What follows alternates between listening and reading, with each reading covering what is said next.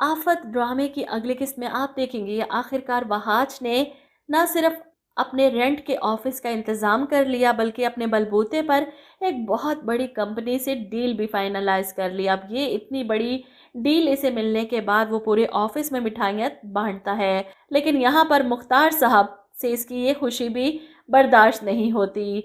वो सेलिब्रेट करने अपने बाप के पास मिठाई लेकर आता है, जिस पर वो इसे यहाँ से धुतकार कर निकाल देते हैं। ऐसे में आप देखेंगे कि इस ऑफिस में वहाज का आखिरी दिन था। अपने स्टाफ को लेकर वो यहाँ से शिफ्ट हो जाएगा और ऐसे में इस डील को मिलने की खुशी में वो शिफा को भी पार्टी देता है, रेस्टोरेंट में लेकर जाता है सेलिब्रेट करने के लिए। ऐसे में शिफा परेशान कि वहाज, तुम्हें पता है कि नानो बहुत बीमार हैं, तुम्हें याद कर रही हैं, इसीलिए तो बड़ी मामा ने तुम्हें फ़ोन भी किया था। लेकिन वहाज तो अपनी दादों से नाराज़ है, वो इनके बुलाने पर भी नहीं जाएगा वहाँ। वो तो मुझसे प्यार करती थी ना, इन्हें तो पता था कि हम दोनों एक दूसरे से मोहब्बत करते हैं।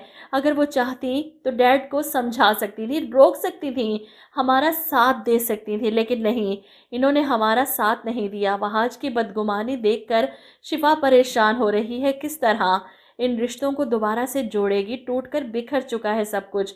वहीं दूसरी तरफ वरीशा तंग आ चुकी है अपनी माँ की हिदायतें सुनकर, ये ना करो वो ना करो।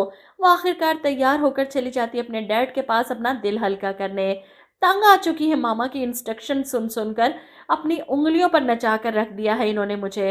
अब मजीद बर्दाश्त नहीं हो रहा, हर बात में रोक टोक, जिस पर महमूद इसे उकसाता है, तुम्हें किसने मना किया है, तुम अपनी मर्जी से ज़िंदगी गुजारो, जो तुम चाहती हो वो करो, बल्कि ऐसा करो अपने बड़े बाबा का बिजनेस ज्वाइन कर लो। अपने डैड के मुंह से भी ये बात सुनकर वरीशा हाइपर हो जाती है। लेकिन डैड, आप और मामा मेरे पीछे क्यों पड़ चुके हैं कि मैं बाबा का बिजनेस ज्वाइन कर लूं?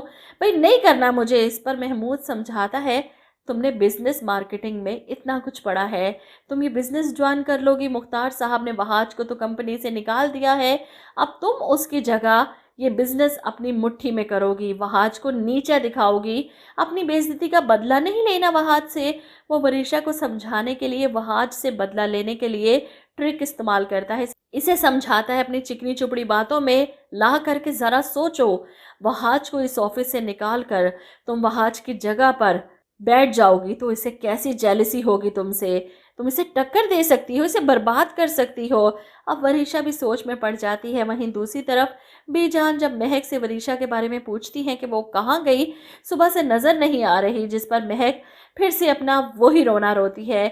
जब से आपने बात की है ना वहाज और शिफा को घर वापस बुलाने की, वरीशा तो काबू में नहीं आ रही, यही कह रही है कि वो यहाँ नहीं रहना चाहती।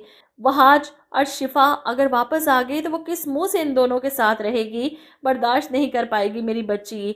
ऐसे में बीजान कहती है कि मेहरुन्निसा भी माँ है, एक माँ को उसके बेटे से दूर करके गलत कर रही हूँ मैं, और मुख्तार भी तन्हा हो चुका है, इसे बेटे की ज़रूरत है।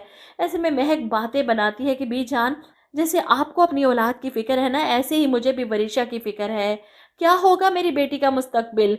बीजान तो खामोश हो जाती हैं फिर से इस महक के ड्रामों के आगे। वहीं मुख्तार साहब ऑफिस में अपने स्टाफ पर चिल्ला रहे थे। वहाज के चले जाने के बाद इनका बिजनेस ठप होकर रह चुका है, बड़े बड़े कॉन्ट्रैक्ट इनके हाथ से निकल चुके हैं। वो चिल्लाते हैं कि वहाज के जाने के बाद इस कंपनी में कोई ऐसे काबिल नहीं जो इस कंपनी को चला सके।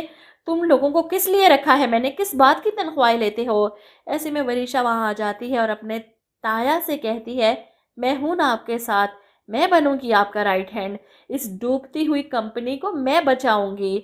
मुझे ये समझ नहीं आ रही कि इतनी पढ़ाई मुकम्मल नहीं हुई इसकी और इतनी बड़ी कंपनी चलाने के लिए, फैमिली बिजनेस संभालने के लिए पहुंच जाते हैं जैसे पता नहीं कितने सालों का एक्सपीरियंस हो। वहाज जो इतनी मेहनत से पढ़ा है, जिसने पूरा बिजनेस संभाला था, यहाँ तक कि बाहर से ट्रेनिंग भी लेकर आया, और ये कल की लड़की जिसे अपनी पार्टियों से फुर्सत नहीं थी वो बिजनेस संभालेगी, बल्कि मुझे तो लगता है कि डबो देगी मुख्तार साहब का सारा बिजनेस।